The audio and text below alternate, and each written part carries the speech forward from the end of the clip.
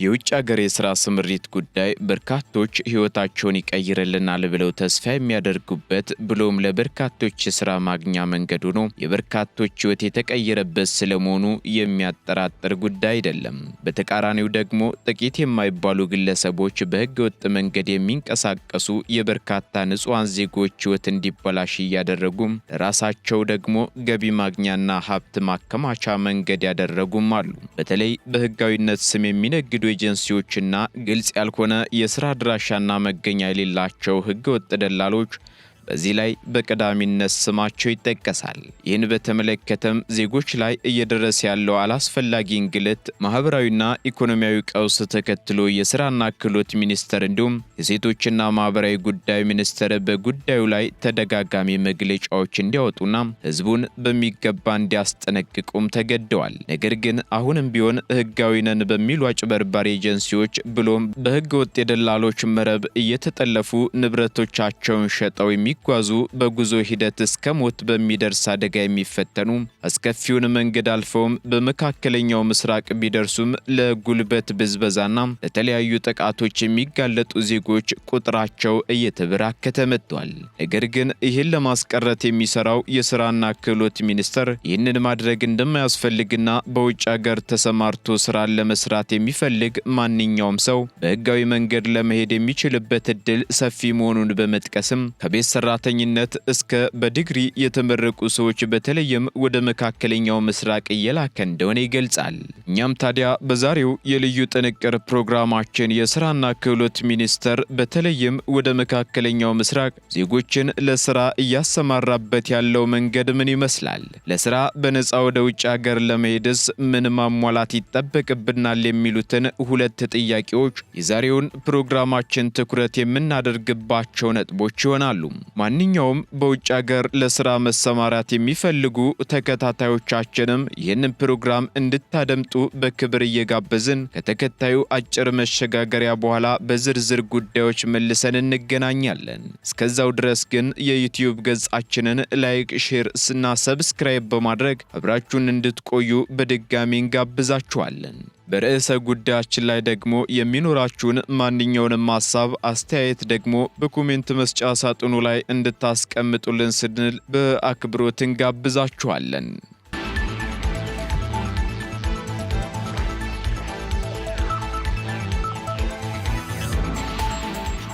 ከኢትዮጵያ የሚደረገው የሥራ ስምሪት ሕጋዊ መልክ ይዞ መከወን ከጀመረ ከ70 በላይ ዓመታት ማስቆጠሩ ይነገርለታል። ነገር ግን የ7 አስርት ዓመታት ዕድሜ ያለው ዘርፉ እንደ ሀገርም ሆነ እንደ ዜጎች በአግባቡ ተጠቃሚ ያልሆንበት ስለመሆኑ ይነገራል።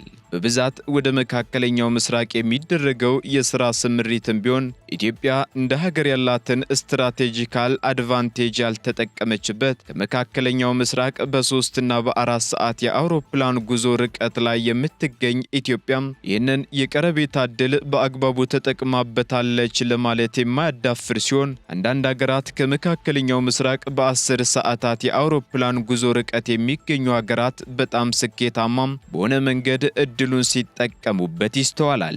በተለይ እንደ ህንድና ፓኪስታን የመሳሰሉ ሀገራት የሥራ ገበያ እድሉን ስኬታማ በሆነ መልኩ የሚጠቀሙበት ሲሆን በዚህ ዘርፍም የጂዲፒያቸውን ከ8 እስከ 10 በመቶ የሚያገኙ በዚህ መስክ ላይ የተሰማሩ ዜጎቻቸው ሙሉ ለሙሉ ሊባል በሚችልበት ደረጃ ከነበረበት ዝቅተኛ የገቢ ሁኔታ ወደ ተሻለ ህይወት እንዲሸጋገሩ ለቴክኖሎጂ፣ ለአዲስ ዓለም፣ ለአዲስ ክህሎትና ለአዲስ ህይወት እንዲላመዱ ማድረግ መቻላቸውንም መረጃዎቹ ይጠቁማሉ። ይህን በኢትዮጵያ አንጻር ስንመለከተው ግን በጣም ጥቂት ቁጥር ያለው ሰው ይሰማራበት የነበረው ሆኖም ስርዓቱን በጠበቀ መልኩ ይከወን የነበረ አለመሆኑን ተከትሎ ደግሞ በርካታ አስከፊ የአረብ ሀገራት ታሪኮችን ለመስማት የምንገደድበት ጊዜ ብሎም ዜጎች ተቆጥረው የማያልቁ ግፎችን እንደሚያስተናግዱ ነበር። ይህ ሊሆን የቻለበት ነገር ደግሞ በሀገር ደረጃ የነበረው ዝቅተኛ የመቆጣጠር አቅም፣ የዜጎችን ደህንነት ለማስጠበቅ የተኬደበት ርቀት፣ የነበሩ የህግ ማዕቀፎች፣ የአሰራር ስርዓቶች፣ ዜጎች ከተሰማሩ በኋላም የሚደረገው ቁጥጥር መላላት፣ ከሀገር ከመውጣታቸው በፊት ከደላላ ጋር ያላቸው ትስስርና ግንኙነት ክትትል በማድረግ መንግስታዊ ስራ ለመስራት ይሞክር የነበረበት ደረጃም አስከፊ እንደነበር ይገለጻል። ባለፉት 20 ዓመታት ከ40ና 50 ሺህ የማይበልጥ ሰው በዚህም ምክንያት እነዚህን ከፍተኛ አደጋ የሚያስከትሉና ወጪ የሚያስወጡ ሂደቶችን ለመግታት ስርዓት ሊበጅለት እንደተሞከረ የሚገልጹት በስራና ክህሎት ሚኒስቴር የኢትዮጵያ ስራ ገበያ ፕሮጀክት ጽህፈት ቤት ኃላፊ የሆኑት አቶ ብርሃኑ አለቃ ከፋና ሚዲያ ኮርፖሬት ጋር በነበራቸው ቆይታ ወቅት ገልጸዋል። አክለውም እንደ ሀገር ከምንጠቀምበት ይልቅ በጣም ብዙ ችግሮች ውስጥ የገባንበት ነበርም ብለዋል። በዚህም በድፍረት የቀደሙ ችግሮች ሙሉ በሙሉ ተፈተዋል ማለት እንደሚቻልም ተናግረዋል። በተለይም የስራና ክህሎት ሚኒስቴር ከተቋቋመ በኋላም ለዜጎች ደህንነት ቀልጣፋ አገልግሎት ከመስጠትና ብልሹ አሰራርን ከመከላከል አኳያ 3 መሰረታዊ ነገሮችን በማስቀመጥ ሪፎርም ማድረግ መቻሉን የሚገልጹት አቶ ብርሃኑ ከዜጎች ደህንነት አንጻር ዜጎች ለስራ ከተሰማሩ በኋላ አይደለም ደህንነታቸውን የሚጠብቁ በማለትም ከሚኖሩበት አካባቢ ተነስተው ገና ወደ ውጭ ሀገር መሄድ እፈልጋለሁ በሚሉበት ሰዓት ለችግር የሚጋለጡበትና በደላላ እጅ የሚወድቁበት ገና እዚህ እያሉ ከሀገር ሳይወጡ ነው ይላሉ። ፍጹም የተለየ ግምት እንዲኖራቸው እዛ ሄደው ህይወታቸው እንደሚቀየርና እንደሚያልፍላቸው ሀብታም እንደሚሆኑ ለማሳመን የተሳሳተ መረጃን በመስጠትም በህገ ወጥ መንገድ በባህር እንዲሄዱ በመገፋፋት የዜጎችን ደህንነት ሀገር ውስጥ እያሉ ጀምሮ ነው ለአደጋ የሚያጋልጧቸው ይላሉ። እዚህም ይህን ለማስቀረት በመጀመሪያ በውጭ ሀገር ስራ ስምሪት እቅድ ያላቸው ዜጎች ካሉበት አካባቢ ሆነው የሚመዘገቡበት አሰራርም ተዘርግቷል። ይህም ወደ 600 ቀበሌዎች ላይ የሚሰጥ ሲሆን በእነዚህ ቦታዎች የስራ አጥነት ምዝገባና የውጭ ሀገር የስራ ስምሪት ምዝገባም ይደረጋል። ያንን ምዝገባ ከተከናወነ በኋላ ደግሞ ተመዝጋቢዎች ስለሚሰማሩበት ሀገር፣ ስለሚሰሩበት ስራ በአጠቃላይ በዚህ ግንዛቤ እንዲኖራቸው የሚደረግም ሲሆን በተጨማሪም ከስምሪት በኋላ ከአሰሪዎች ለመጣላት፣ ደሞዝ ለመከልከልና ለድብደባ ከሚዳርጉ ምክንያቶች መካከል አንዱ የሆነው ስራውን ያለመቻል ችግርን ለመቅረፍ በሀገር ውስጥ እያለም በቂ ስልጠና የሚወሰድበት አሰራር መዘርጋቱንም ተናግረዋል። በዚህም ችግሩን ለመቅረፍ በሚደረገው ጥረትም ከ620 በላይ የሆኑ የግልና የመንግስት ማሰልጠኛ ማዕከላት ላይ አገልግሎቱም እየተሰጠ ይገኛል ብለዋል።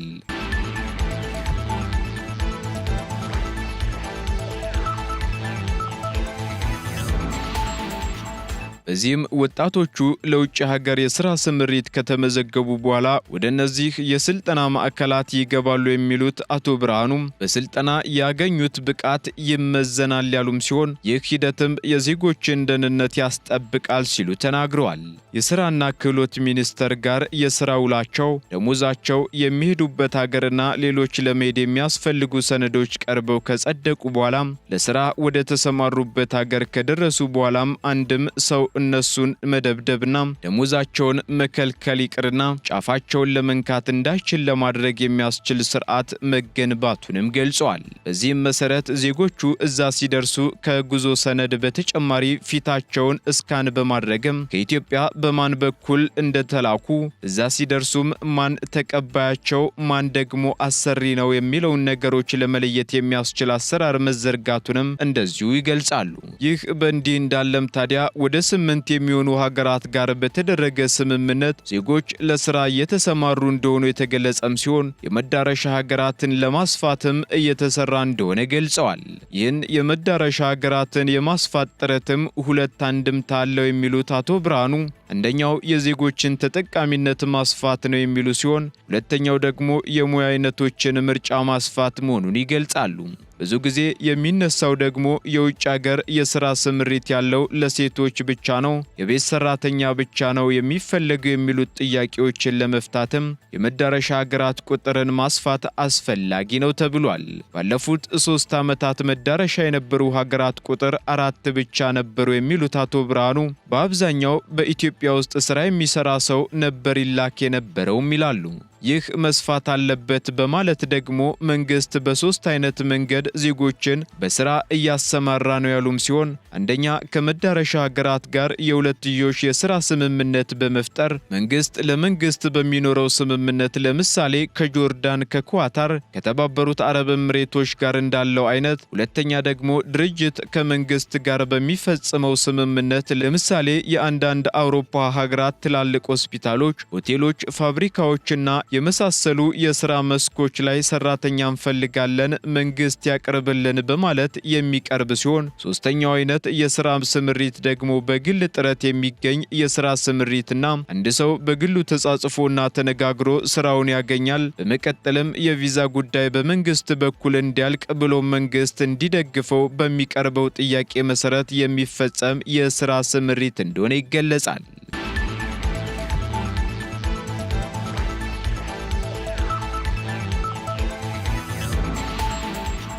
በዚህ መሰረት ሚኒስቴር መስሪያ ቤቱ ከዚህ ቀደም 4 የነበሩት የሥራ መዳረሻ ሀገራት ቁጥርን ወደ 8 ለማድረስ ችሏል። የከዚህ ቀደሙ የቤት ሰራተኞችን ለመላክ ብቻ የፈጸሙ የነበሩ ስምምነቶች በተለየ መልኩም የሰለጠነ የዲግሪ ባለቤት ሰራተኛም ለስራ የመሰማራት ዕድል መፈጠሩንም ገልጸዋል። የመዳረሻ ሀገራት ቁጥርን ለማስፋት በውጭ ጉዳይ ሚኒስቴርና በኤምባሲዎቻቸው በኩል የሥራ ገበያ ፍላጎት ጥናትና ፍለጋም ይደረጋል ሲሉ ተናግረዋል። የውጭ ሀገር የሥራ ስምሪት በማስመልከት የወጣው አዲስ አዋጅ ደግሞ ለሀገሪቱ አዲስ ተስፋ ይዞ የመጣ መሆኑንም ተናግረዋል። በአዲሱ አዋጅ መሰረትም ዜጎችን ወደ ውጭ ሀገራት የሚልኩ ኤጀንሲዎች ለዋስትና 50 ሺህ የአሜሪካን ዶላር ወይንም በኢትዮጵያ ብር ተመጣጣኙን ማስቀመጥ እንዲሁም ማስያዝ እንደሚጠበቅባቸው አስገድዳል። ከውጭ ሀገር የሥራ ስምሪት ጋር በተገናኘ ሌላኛው የሚነሳው ነገር ደግሞ የማጭበርበርና ህገወጥ የጉዞ ጉዳይ ሲሆን ሁለት አይነት ህገወጥ ጉዞ መኖሩም ተገልጿል። እነሱም በባህር የሚደረገው ህገወጥ ጉዞና ወደ ማይናማር ሲደረግ እንደነበረው በአውሮፕላን የሚደረግ ህገወጥ ጉዞ የሚያጠቃልል መሆኑ ተሰምቷል። ከዚህ በተጨማሪም ሮማኒያና ካናዳ እንልካለን የሚሉ አብዛኞቹ ኤጀንሲዎች ፍቃድ የሚያወጡት ለማማከር ነው። ነገር ግን ሰው ወደ እነሱ በሚሄድበት ወቅት ስራ እንደሚያሰማሩ ሆነው ነው የሚያቀርቡትም ብለዋል። አክለውም ይህ የማታለልና የለየለት ውንብድና ነው ያሉትም ሲሆን ይህ ማታለል በቀጣይ መዳረሻ ሀገራትን በማስፋትም ሊፈታበት የሚችልበትን እድል እያመቻቸን ነው ያሉት አቶ ብርሃኑ፣ ነገር ግን ይህ መፍትሄ እስኪያገኝ ድረስ ከስራና ክህሎት ሚኒስቴር ፍቃድ ከሌለው ኤጀንሲ ራሳቸውን ጠብቁ ሲሉ አስጠንቅቀዋል። ሌላኛው አቶ ብርሃኑ የገለጹት ነገር ደግሞ አንድ ወደ ውጭ ሀገር ሄዶ መስራት የሚፈልግ ሰው መከተል ያለበትን ሂደት ምንድነው የሚለውን አብራርተዋል። ክፍያውስ እንዴት ነው የሚፈጸመው የሚለውን ጉዳይ በማንሳትም አንድ ወደ ውጭ ሀገራት በስራ ስምሪት የሚጓዝ የሰው ኃይል ዝግጅት ይደረግበታል ያሉም ሲሆን በዚህም መሰረት ስልጠና፣ ምዘናና ተያያዥ ጉዳዮችን ማግኘት ይገባዋል ሲሉም ተናግረዋል። ይህን ለማድረግ ደግሞ በሀገሪቱ ከ600 በላይ የማሰልጠኛ ተቋማት አገልግሎት እየሰጡ ስለመሆኑ ገልጸዋል። በእነዚህ ማዕከላት ገብቶ ለመሰልጠን መመዝገብ ያስፈልገዋል የተባለ ሲሆን በኢትዮጵያ ሀገር አቀፍ የሰራተኞች ሲስተም ውስጥ መግባት እንዳለባቸውም ተገልጿል። ምዝገባ የሚደረገው ደግሞ በአንድ ማዕከል ውስጥ ነው የተባለ ሲሆን ስርዓት የሚመዘገብባቸው ኢንተርፕራይዞች የሚደራጁበት በየቀበሌ ደረጃም ቢሮዎች አሉ። ምዝገባው የሚደረገው በሲስተም ሲሆን ምዝገባ ካደረጉ በኋላ በየአቅራቢያቸው የሚገኝ ማሰልጠኛ እንደሚጠቆምላቸውም ተገልጿል። በዚህም በየአቅራቢያቸው ባለው ማሰልጠኛ ማዕከል በመሄድ መመዝገብ የሚችሉ ሲሆን ምዝገባው መደረግ ያለበትም ደግሞ ወር በገባ ከ1 እስከ 5 ባሉት ቀናት ውስጥ ብቻ ነው ተብሏል። ምዝገባው ስልጠናውን ሲጨርሱም በቀጥታ ሲስተም ላይ የሚመዘገቡ ሲሆን በዚህ ምዝገባ ወቅት ልክ እንደ ናሽናል መታወቂያ የባዮሜትሪክስ መረጃ ይወስዳሉ። ይህን ሂደት በሚያከናውኑበት ሰዓት የሚወሰድ የፊት ገጽታ የሚያሳይ ምስልም በስልጠና ወቅት በሲሲቲቪ ካሜራ አቴንዳንስ መቆጣጠሪያ ሆኖም ያገለግላል ተብሏል። ስልጠናው በግልና በመንግስት የማሰልጠኛ ተቋማት የሚሰጥ ሲሆን ለዚህ ስልጠናም ታዲያ በግል ተቋማት ከ2000 እስከ 2500 ብር በመንግስት ተቋማት ደግሞ ለመመዝገቢያ ከ200 እስከ 500 ብር እንደሚከፈልበት ተገልጿል። ከዚህ ውጪ ስልጠና ሙሉ በሙሉ የሚሰጠው በነፃ መሆኑ የተገለጸ ሲሆን ይህንን ስልጠና ካጠናቀቁ በኋላ በሲስተም በኩል ምዘና እንደሚደረግም ተገልጿል። በዚህ ምዘና ላይም ምንም አይነት የሚከፈል ገንዘብ እንደሌለ የተነገረ ሲሆን ምዘናውን ከጨረሱ በኋላ ሲስተሙ በራሱ ጥሩ ውጤት ያላቸውን ይለያቸዋልም ተብሏል። ለይቶም ታዲያ የውጭ ሀገር የሥራ ስምሪት ለመስጠት ዝግጁ አድርጎም ያስቀምጣቸዋል። ያላለፉት ሰዎች ደግሞ ደጋግመው ምዘናውን መውሰድ የሚችሉ ሲሆን በድጋሜ ለማስተማርና ለማብቃት ደግሞ መጀመሪያ ከተከፈለው ክፍያ ከግማሽ በላይ ማስከፈል እንደማይቻልም ተገልጿል። ለምሳሌ 2000 ብር ከፍሎ ሰልጥኖ የጨረሰ ነገር ግን ምዘና ያላለፈ ሰው በሁለተኛው ዙር ከ1000 ብር በላይ ማስከፈል የተከለከለ ነው ተብሏል።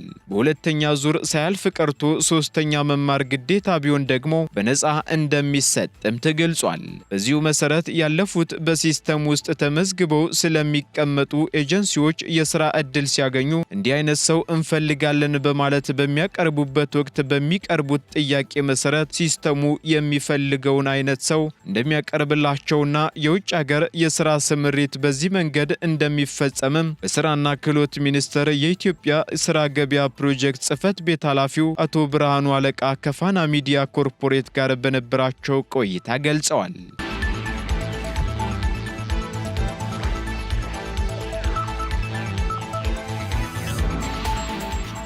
የተከበራችሁ የገበያ ሚዲያ የልዩ ጥንቅር ተከታታዮቻችን በዛሬው የልዩ ጥንቅር ፕሮግራማችን ወደ እናንተ ልናደርስ የወደድነው ከውጭ ሀገር የሥራ ስምሪት ጋር የተገናኘ ፕሮግራማችን ይህ እስካሁን ስትከታተሉት የቆያችሁትን ይመስል ነበር። በቀጣይ በሌላ ፕሮግራም እስከምንገናኝ ድረስ ሰላሙን ሁሉ ተመኘንላችሁ።